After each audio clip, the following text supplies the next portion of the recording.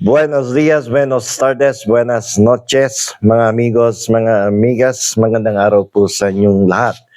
Ako po ang inyong lingkod, Attorney Rene Bueno. Ito po ang ating unang episode para sa taong 2025.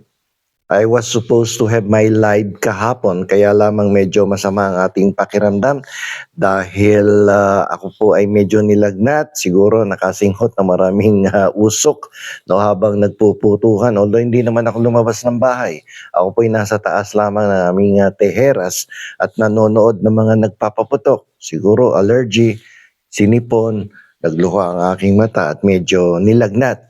Pero ngayon ay medyo maayos-ayos na ang ating pakiramdam at medyo pagpasensyahan ninyo yung aking boses. Medyo gumagaralgal, no? At any rate, medyo maayos na ang ating pakiramdam. So sa episode na to ay pag-uusapan po natin yung tungkol kay Erwin Tulfo. Isa pong kongresista sa mababang kapulungan representing the CIS party list. Dahil ito daw si Erwin Tulfo ay naharap sa isang masalimuot na sitwasyon. Marami kasi akong napanood na vlog kahapon na kung saan sinasabi ng mga vloggers na itong si Erwin Tulfo ay nakatanggap ng isang love letter sa US Embassy. No, isang sulat na kung saan ay sinasabing na-discover ng US Department of State na nagkaroon ng fraud at misrepresentation ng the part of Erwin Tulfo kung kaya't siya ay nakakuha ng passport at naging US citizen. Dahil dito ay ayon do sa mga napanood ko ay siya ay pumunta sa US Embassy at sinurrender ang kanyang US passport. At ang US Embassy naman ay ni-revoke na yung kanyang US passport. Ngayon marami nagtatanong kasi sa akin, no, although napanood nila sa ibang channel na yung mga vloggers, ito bang si Erwin Tulfo sa kasalukuyan, ano ba talaga ang kanyang citizenship? Siya ba ay isang Pilipino o isang Amerikano? Sapagkat sa ating pagkakaintindi sa mga different blog articles, si Erwin Tulfo ang na-revoke lamang ay ang kanyang US passport.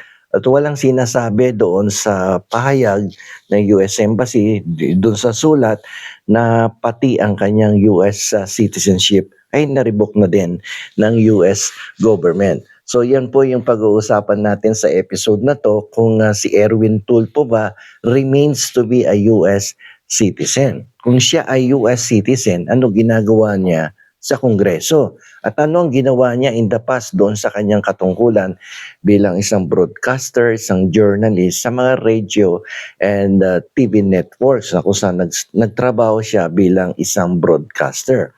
Medyo very complex at difficult yung kanyang situation sa kasalukuyan sapagkat it involves a process na kung saan ay pagdadaanan niya dapat before he may lose his US citizenship. At the same time, pumasok ito sa Kongreso at na naging DSWD secretary pa at hindi natin malaman ba't nakalusot to sa Kongreso at nagtrabaho bilang representative ng CIS party list.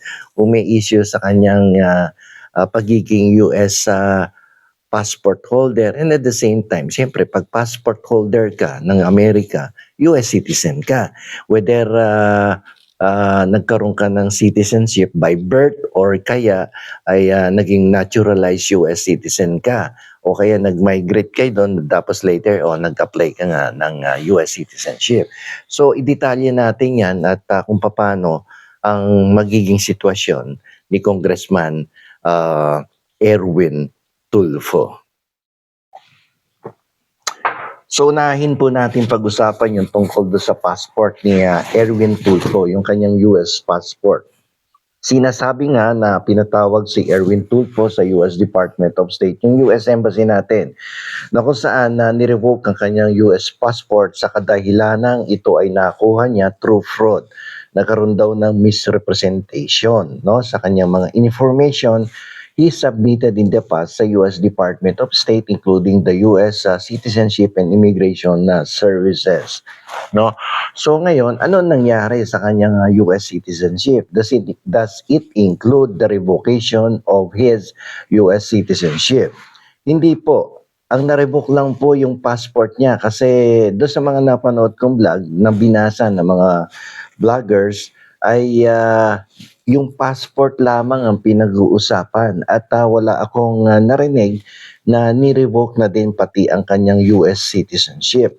Kasi alam ninyo, ang revocation of the US passport no is a different thing as compared with the revocation of the US citizenship. Revocation of passport is within the jurisdiction of the US Department of State. Sila kasi nagpo-process niyan and at the same time sila involved sa mga consular services. So sila din ang may karapatan na mag-revoke niyan sapagkat sila yung nag-issue ng passport. But what about the citizenship? This US citizenship, yung revocation na to, lies within the jurisdiction of the federal court. It does not lie with the US Department of State. Masyadong complex yung ganitong sitwasyon kaya ang korte upon the endorsement of the US Department of State and cooperation of the USCIS o yung tinatawag nating United States Citizenship and Immigration Services ay mag-i-endorso yan sa korte, sa federal court kung saan didinggin ang isang usapin katulad nitong kay Erwin Tulfo na kung saan dapat ma-denaturalize siya. Malamang denaturalization process ang kanyang kaharapin sapagkat if I'm not mistaken, kumuha siya ng fake birth certificate, nag-apply for US citizenship so he can work with the US Armed Forces. So yun ang nangyari sa kanya. So in this case, since nagkaroon ng naturalization process dito, ang federal court will initiate a legal action to denaturalize the person found to be involved in a fraudulent transaction so that makakuha siya ng kanyang US citizenship. So maliwanag yan na ang federal court ang may jurisdiction pagdating sa revocation of the US citizenship. At ito ay tumatagal ng kung ilang taon sapagkat siyempre sa Amerika kung dito may due process, di lalong-lalo na sa Amerika kung saan kinopya natin yung ating due process of law. At binibigyan niya ng pagkakataon na makapagdepensa, although sinasabi do sa mga kwento na nagkaroon ng voluntary admission on the part of Erwin Tulfo na nag-submit siya ng mga fake birth certificate pero ang na-revoke ay yung kanyang US passport. It is not clear whether the US citizenship was likewise revoked. So mahabang proseso yan. So ang tanong ngayon, ano pa ba? Ano ang kasalukuyang citizenship ni Erwin Tulfo? Kung ang kanyang citizenship ay dadaan sa isang mahabang proseso ng revocation of the US citizenship. So, sa kasalukuyan, sa aking personal na opinion, sa pagkakaintindi ko sa US immigration law, sapagkat ako po ay nagtrabaho bilang isang US paralegal sa isang US immigration law firm in the past at naging conduit nga ako ng dalawang law firm, US immigration law firm from Virginia and Washington. So ako yung kanilang inuutosan na magprepara ng mga papel, mga pleadings at medyo naiintindihan ko ng paunti itong usapin na to. So hindi ka basta-basta tatanggalan ng citizenship, ito ay dapat dumaan sa isang mahabang proseso ng denaturalization na dapat pumunta sa korte at magkaroon ng pagdinig upang malaman kung ano yung mga ebidensyang nadiskubre upang tuluyan ng tanggalan ng citizenship ang isang taong nandaya ng mga dokumento upang makapagsilbi lamang sa US Armed Forces. Ngayon yung pangalawang usapin natin dito, yung allegiance ni Congressman Tulfo. sapagkat aayon naman sa ating konstitusyon, dapat ang allegiance mo na isang bansa lamang. Kung Pilipinas, Pilipinas lamang. Kung Amerika, Amerika lamang yung allegiance mo. So assuming nag-apply siya ng citizenship sa Amerika para makapagtrabaho sa US Air Force o sa US Armed Forces, ay may proseso din yan. Kapag bago ka manungkulan bilang isang US Armed Forces, US Navy, ay kinakailangang ikaw ay mag-fill up ng form, yung Oath of Allegiance, no? Allegiance to the United States of America. Ito yung isang dokumento na magpapatunay na ang iyong loyalty at ang iyong puso at damdamin ay nakatutok lamang sa bansang Amerika bago ka payagang magsilbi bilang isang militar. So may oath of allegiance to the United States before you may be allowed to serve the military. Itong oath of allegiance na to, ang question ko is, inabandon ba expressly ni Congressman Erwin Tulfo? At sapagkat ngayon ay kiniklaim niya na siya ay, ang argumento niya ay isa pa rin siyang Pilipino kasi nga null and void yung kanyang US citizenship sapagkat nagsumite siya ng mga fake documents. Inamin niya yun. Pero hindi to isang bagay na ikaw lamang ang magdidesisyon. Ito po ay dumadaan sa hukuman, doon sa hukuman sa Amerika. So alam niyo naman ng mga korte, pakialamero yan. Biski sa mga family matters, palagi nakikialam yan. So hindi ka pwede basta magdideklara na null and void yan, kaya Filipino citizen pa rin ako. So may karapatan ang US government na busisiin yan sapagkat ikaw ay nagsumite ng mga dokumento sa kanila at may katungkulan sila na malaman ang mga ebidensya, mga dokumentong iyong isinumite kung totoo ba ng fake yan. Ang nakakapagtaka dito, napakahigpit ng USCIS, yung US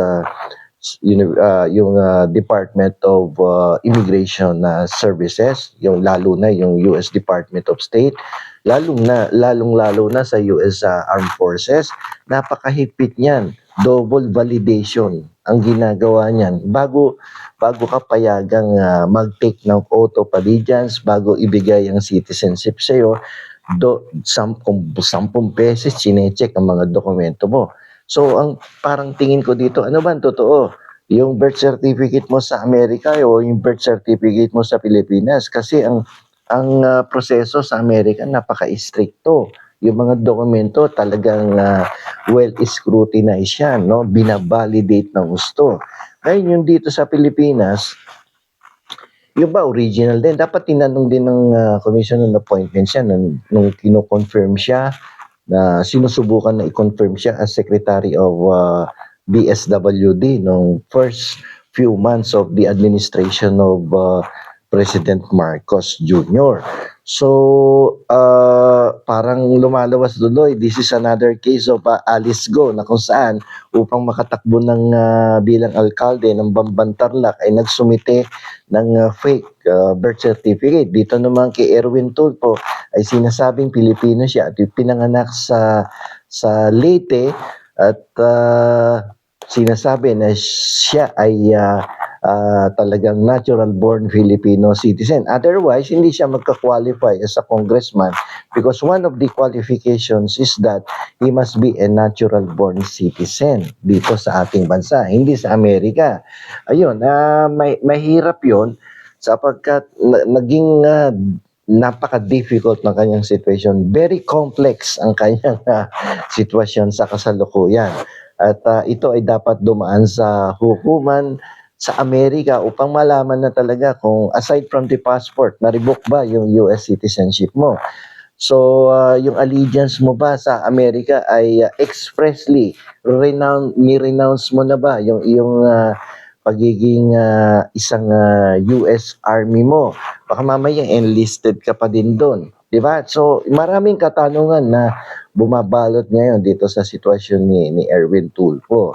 So, kinakailangan natin, no, na busisiin to ng husto At sa kasalukuyan nga, simula nang lumabas itong mga balita tungkol sa mga alegasyon ng kanyang pagiging US citizen, ay hindi pa nagsasalita itong si Erwin Tulfo kung ano ba yung kanyang stand dito sa US citizenship at sa kanyang pagiging Pilipino, sa pagiging kongresista representing the CIS party list, at yung kanyang intensyon na maging senador ng Republika ng Pilipinas. Dapat linawin niya to, hindi pa pwedeng sabihin na let the people decide no during the election. Isa sa pinaka-importanteng kwalifikasyon upang ikaw ay maglingkod bilang senador is that dapat natural born citizen ka. Kung sinasabi mo din doon sa kabilang side ng ating daigdig na ikaw ay US citizen, natural born, tapos dito sinasabi mo din, natural born ka din, dapat ay busisiin natin yung mga legal na dokumento. Kung alin dyan sa dalawang birth certificate ang genuine and authentic. Baka mamaya ang peke yung sa Pilipinas. Pwede yun. Dahil ginawa na yan ni Alice Go. Kung mapatunayan na mas genuine yung sa US birth certificate mo sa Hawaii, wala kang karapatan na maglingkod bilang isang representante ng isang CIS party list at lalong-lalo na bilang isang senador ng ating Republika ng Pilipinas. So dapat linawin ito ng ating kongresista na si Erwin Tulfo na tumatakbo bilang senador ng Republika ng Pilipinas. So in summary, sasabihin natin na ang revocation ng US passport does not include revocation of US citizenship because the revocation of the US passport lies within the jurisdiction of the U.S. Department of State, while, on the other hand, the revocation of the U.S. citizenship is within the jurisdiction of the federal court. The case must be filed with the federal court after the endorsement of the U.S. Department of State and the U.S.